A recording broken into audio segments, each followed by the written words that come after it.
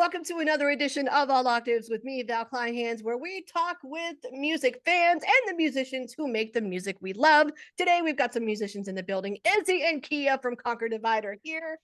Five girls. Hi. Hello. Five girls, one band. What could go wrong? The bio says it all on Instagram. I freaking love that so much. Can we talk about what you're listening to right now first? Because I got so excited to find you because when I did, I felt like we had similar taste in music. Kia, I think you're belling out a Bad Omens track in a Spice Girls shirt on an Instagram reel. I absolutely am. Bell in Love spoke to my soul. What are we listening to right now? Either of you?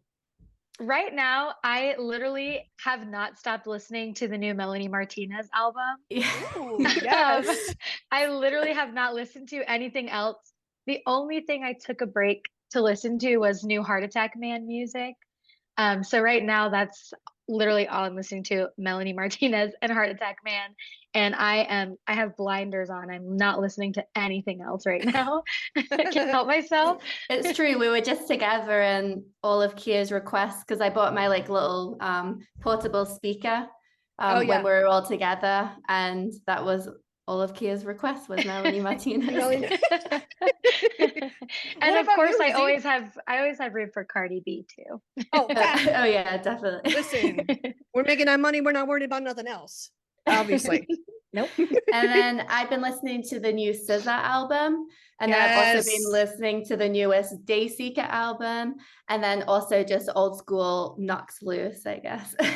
Got it. Yeah. For the gym, I have specifics. For the gym, it's usually like Pantera or Cardi B or Megan Thee Stallion. Like it's somewhere in there. Yeah. For me. Anything that makes you feel like a bad bitch. That's how my gym playlist is. It's like either Gideon or Cardi B.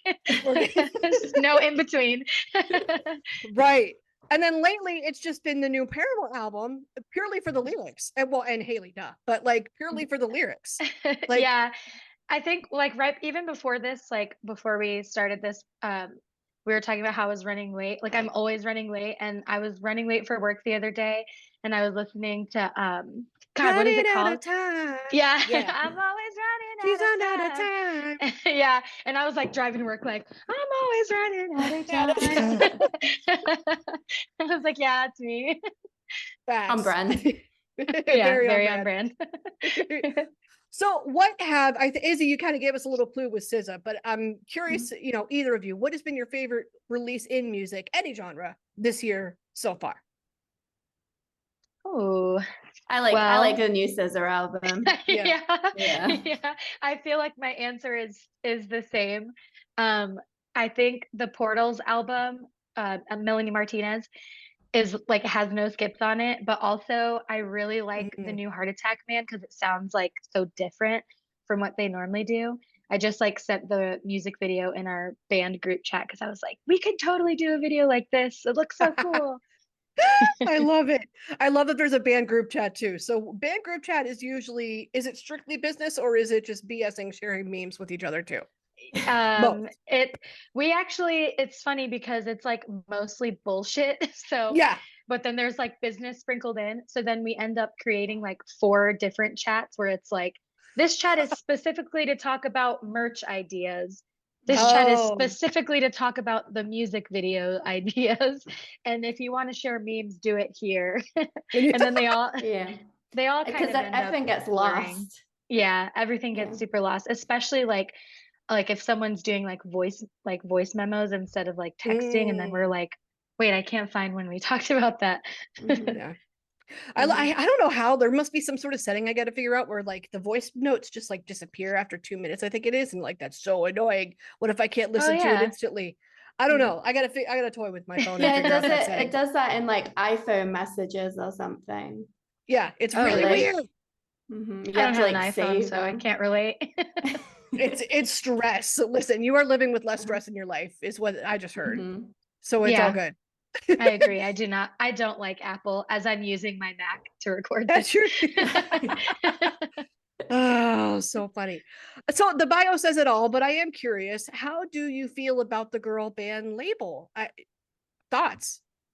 I don't know. I think it doesn't bother me as much as it used to. Yeah.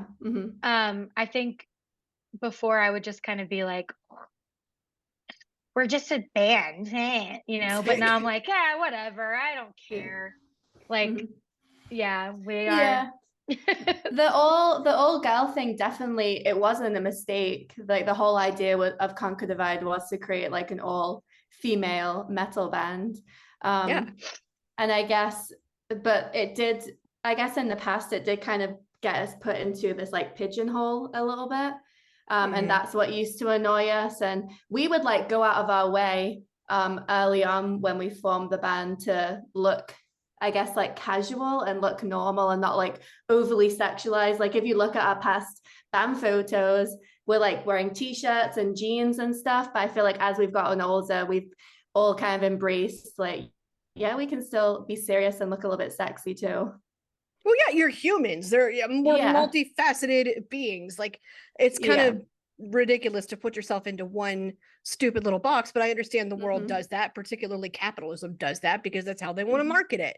I mean, I just I know everybody has different opinions about that, and I wondered if it's still as stigmatized as it used to be. And I'm, for the record, like I'm not a musician, so I'm just curious as to your thoughts. Like, do you still feel like there is a stigma attached to the girl band label or female fronted labels like that? I mean, in some sense, I would say yeah. I mean, like I feel like it's hard for us to get like tours and like get booked for things like that. Unless like we were able to tour with Attack Attack like because we know them personally. And got it. yeah, and so I don't know. I think it would be cool like if there were more women touring together. And like I don't know. I think people still with good intentions sometimes people will still just be like you guys are really good, like you guys are better than I thought you were going to be, and it's like why what's did that you supposed think to mean? why did you think we weren't going to be good? Like go ahead, say it. I fucking dare you, go. Yeah. So yeah, I guess in a sense, but like it has definitely improved like since like from when we first started to now, like there's definitely been an improvement. Yeah. So dream all girl tour for Conquer Divide. Who else would be on that bill? I would put Spiritbox on there because we've toured with Courtney before when she was in I Wrestled a Band. I Wrestled a Band. I Wrestled a Band. Listen, she did keep that band together, let's be honest. Yeah, I Wrestled a Bear once and she was great to tour with. You know, she was like a sister to us. She was like the first other girl that we had in a band that we toured with. Yeah. I think, and at first we were nervous, I feel like, because people always, and that's one thing about like girl bands, they'll like pit you against each other. Yeah, it's like, totally. Oh, there can only be one all-female band, or there can only be one like female metal vocalist. But they do it across all genres. They put like female rappers against each other too. Right. I've noticed the same thing. Why? What are your theories on why that is? Why do you think there's this pitting against each other, particularly when it comes to females? I think there's just this narrative in life in general that girls are catty and drama and manipulative and conniving. And it's easy to just like make up things and like read into things and like create this whole drama in your head. And when people just have this idea that girls just are full of drama all the time, it's like that's just the natural like thing that happens after that. And it doesn't make any sense. Like I would love to do I would love to do a tour where every single act is like female fronted. Yeah. Or even if it's not female fronted, like there's a girl in the band, you know, like yeah, and we just had a conversation recently. Like, we want all of our crew to be girls. Yeah, like we just talked about it. Like, yeah, we were talking about like we want like a girl, like a front of house merch person, our manager. Like we want everyone because then it's like we all get it. We're all in solidarity. Like, if that makes sense. But yeah, I think for touring too, like I would love to tour with Rivals. And I've been following Scene Queen a lot lately, and she's kind of talked about like wanting to do a tour similar to that where it's like all girls. So I think that would be sick. Like Spirit Box, Rivals, Scene Queen, Conquer Divide. Even though I feel like we all have kind of like different sounds, I think it would still be really cool. No, that audience I would buy that ticket. That would be a sick pit, dude. It would. Only, I don't know if it would be a pit. I think it would just be more like a communal, like. Yeah, like, I would definitely be twerking in the circle pit. Yeah, that's the twerkle pit. Yeah, the twerkle pit. Twerkle pit. That's what you need to get on stage and scream, like, everybody twerkle pit now. I would pay to see that. That's fantastic. But there is something to that. I never understood why that is. So it's interesting to hear a musician say that, and to have girls as part of a crew, so important. And I never understood why some people looked at that as illegitimate. Like, who was I talking to? I was talking to April Draven, who she fronts Downriver. They're out of Utah. And she was at a show just for the fun of it. It wasn't even her own show. And there were two men that were trying to figure out what to do with the sound in the back of house. And she was like, bruh, just hit button X, Y, and Z. And they totally ignored her. And as soon as the other man reiterated what she had already said, it fixed whatever it was that was going on. And I'm like, annoying. See, if you had hired somebody like that with that know-how, wouldn't have had that problem, regardless as to what gender they are. Yeah, like, totally. Yeah. We've been mistaken at like our own shows as like the merch girls when we've been like setting up our merch booth by the promoters. We're not gonna say no names though, but we've been mistaken. Yeah.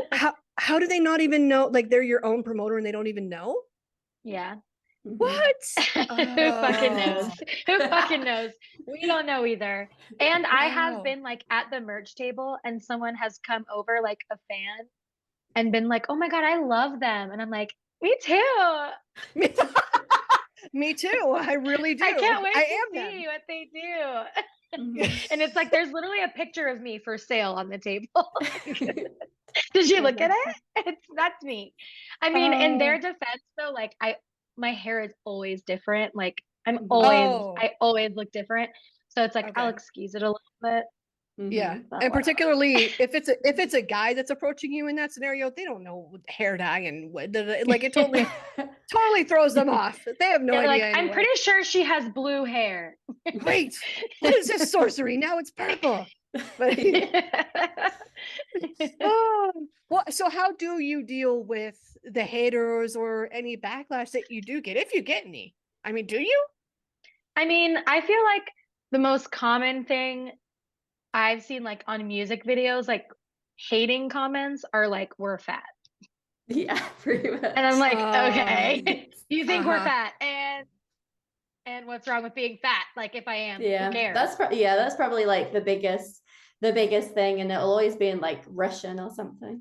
And Russian comments, and then we'll translate it.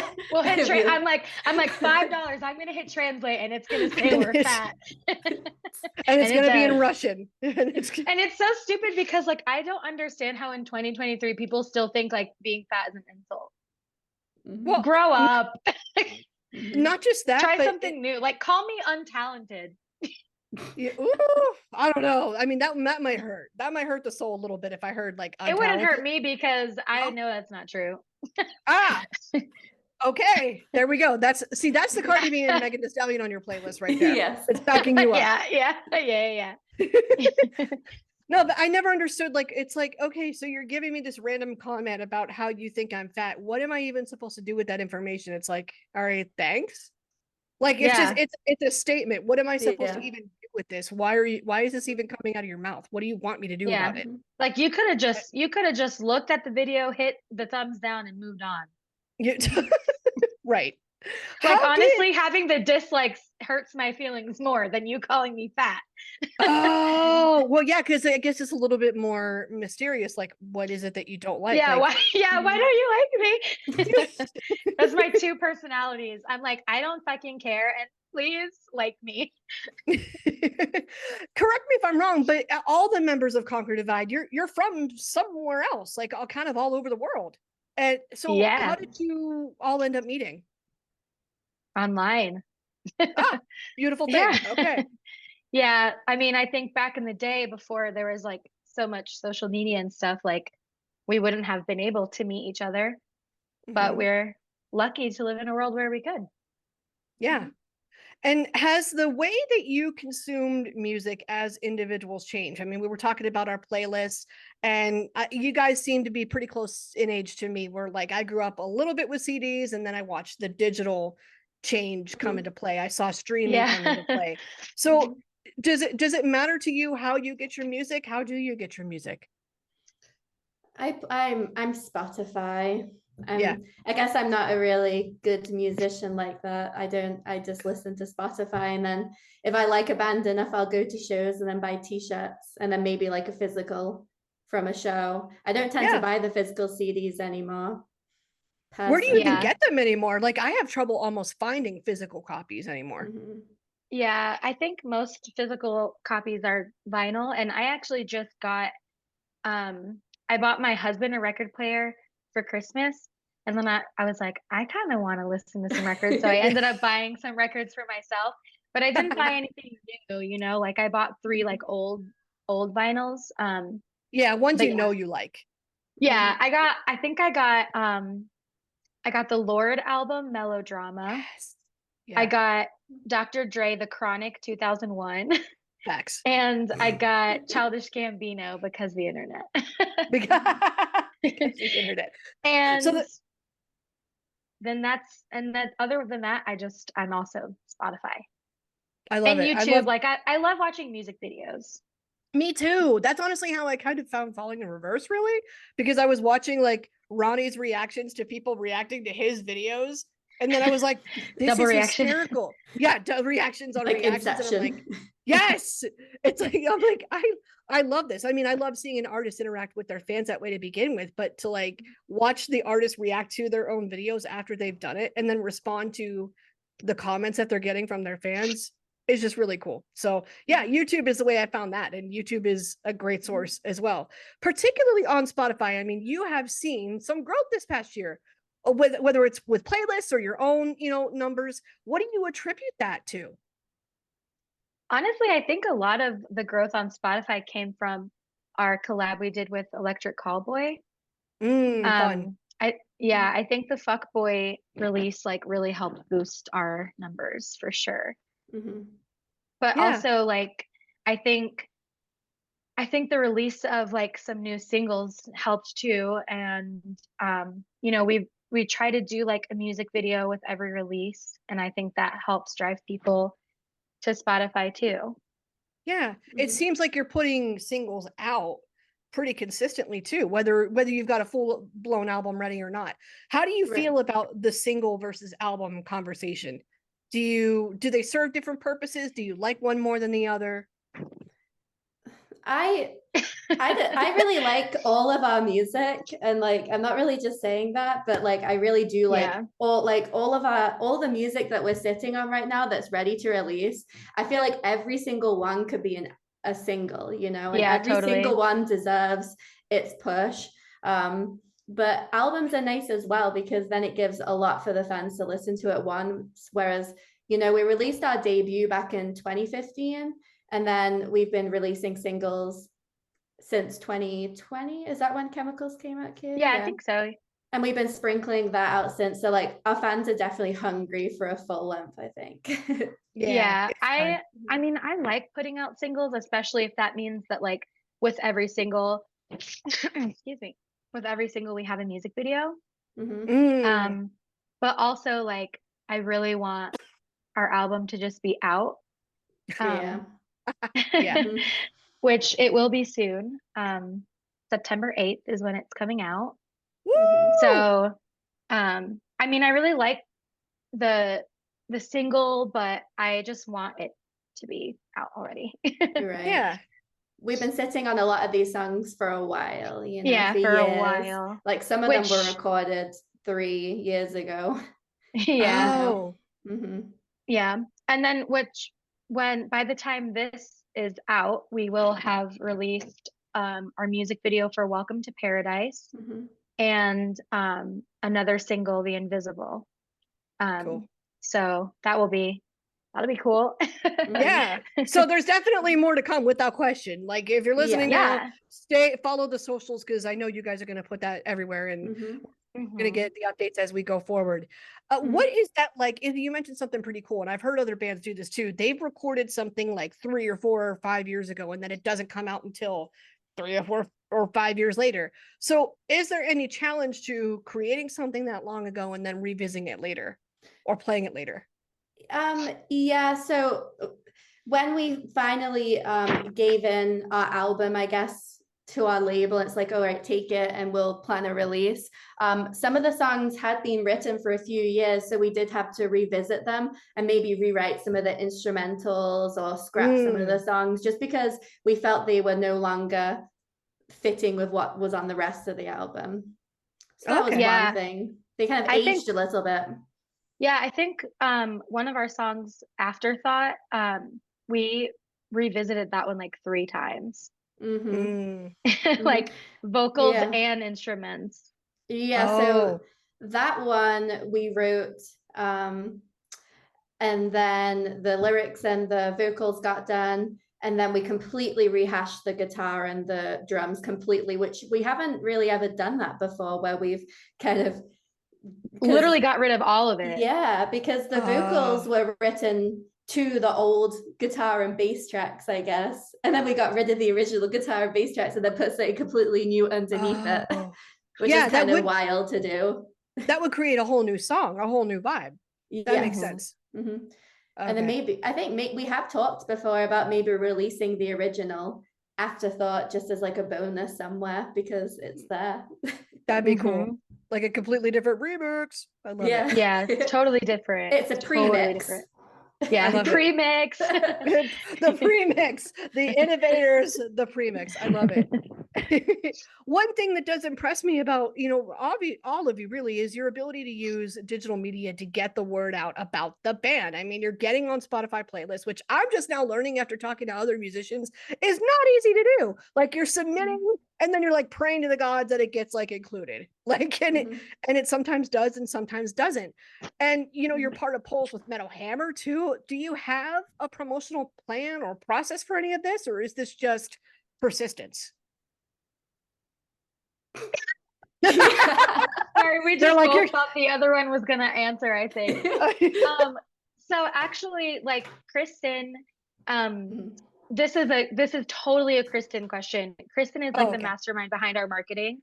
Kristen actually does marketing for our band, and she also does marketing for other bands as well. As like she's in Conquer Divide, right? Yeah, she's the other guitarist. She's the other guitarist. Yep. So she is like our marketing person. She's really good at it. One thing about Kristen is when she wants to learn how to do something, she will like stick to it until she like masters it. So she is really good at marketing. She has helped like give like I think Joey did a boot camp for how to get on Spotify playlists a while back, and she helped with that as well. So yeah, she is really persistent, and she knows how to like push us and where to put money to promote versus where is the money going to be wasted if we try to promote it. Oh, got it. Okay. Yeah. So sorry, I think that's why we laughed, because we were just both like, Kristen. yeah, usually, yeah.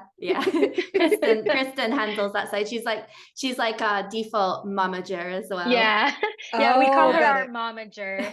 Like if we don't ever have tour managers, so like when we go on tour, if there's like a problem with something, we're like, Kristen. I'm in charge of like merch, but like if a venue is trying to like fuck us over with merch cuts, I'm like, Kristen, tell me what to say, and I'm gonna try to go over there and I'm gonna say it, and then I go over there and I'm like, this is what I'm supposed to do, and then she just swoops in and she's like, this is what we're doing, and they're like, yes ma'am. Yeah, she knows all like the legal stuff as well. She's like, well, actually no, you can't make us do that, so and then we're like, yeah. So, what she said. She's obviously had previous music experience then, or does she just kind of learn as she goes? I think a little bit of both. Like she has been in other bands before.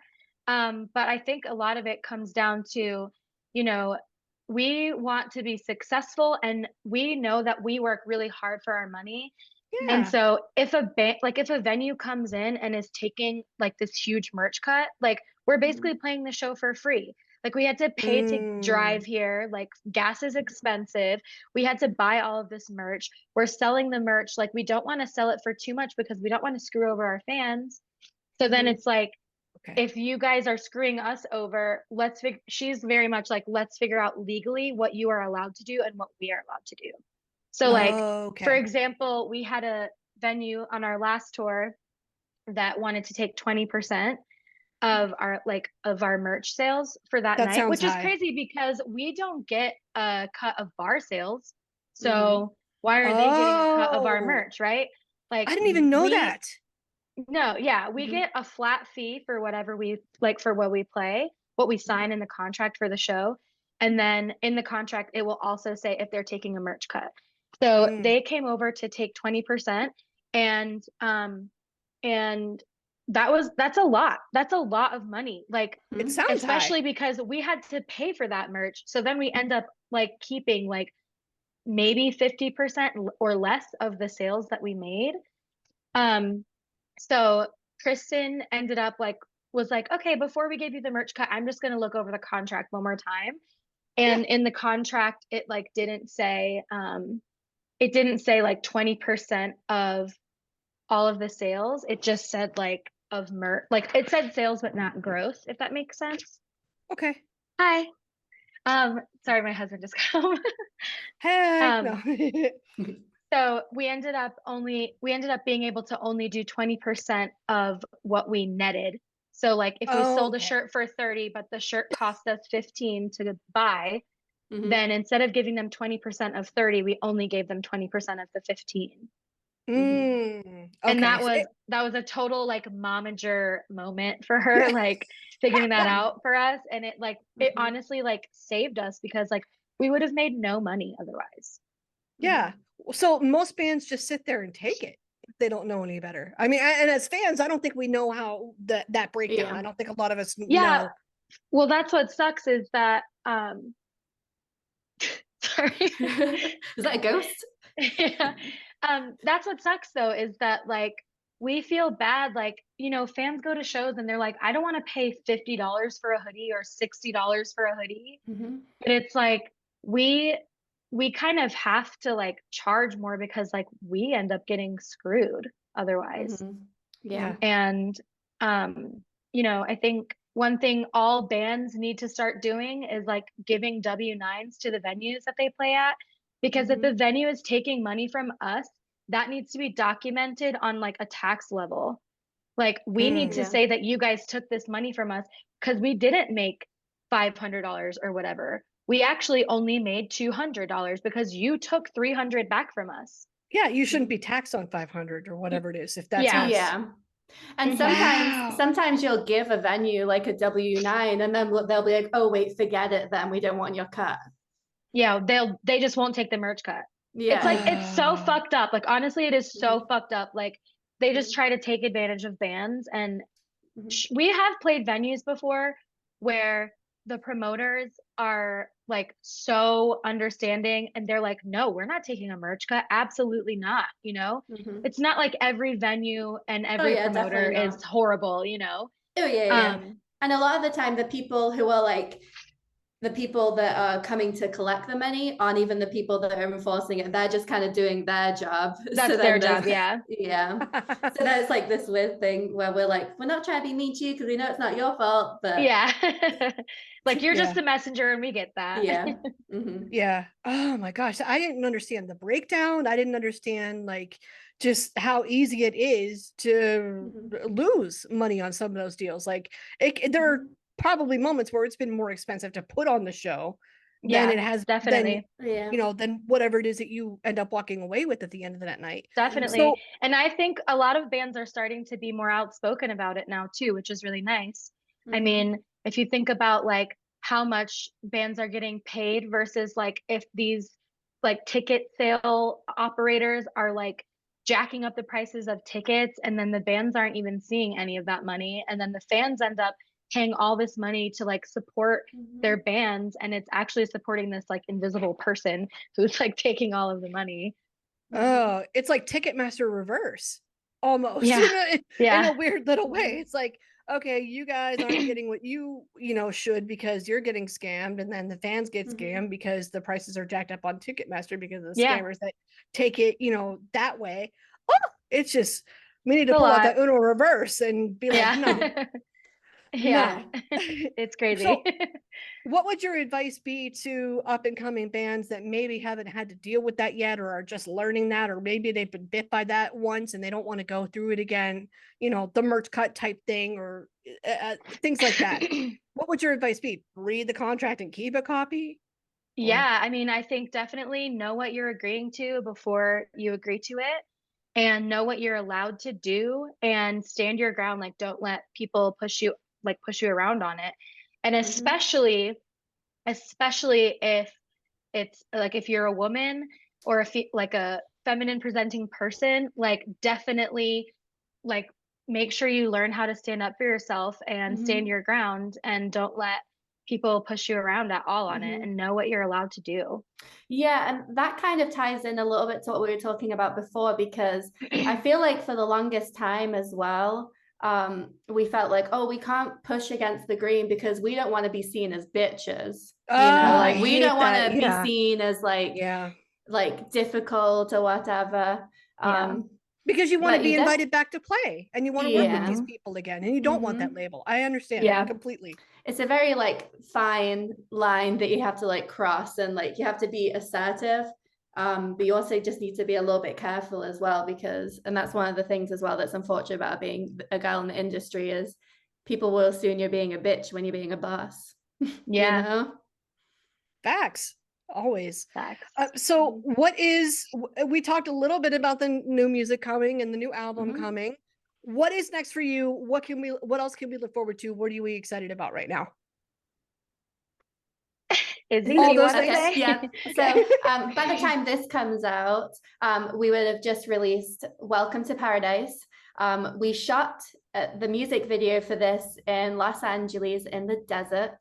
And it was a really, really fun time. I think I'm still sunburned. Let me show you. She's got it.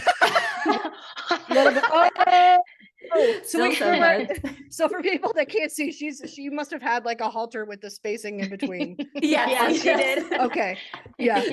And it was a lot of fun. And Welcome to Paradise is an exciting song for us because it's one of the heaviest on the album.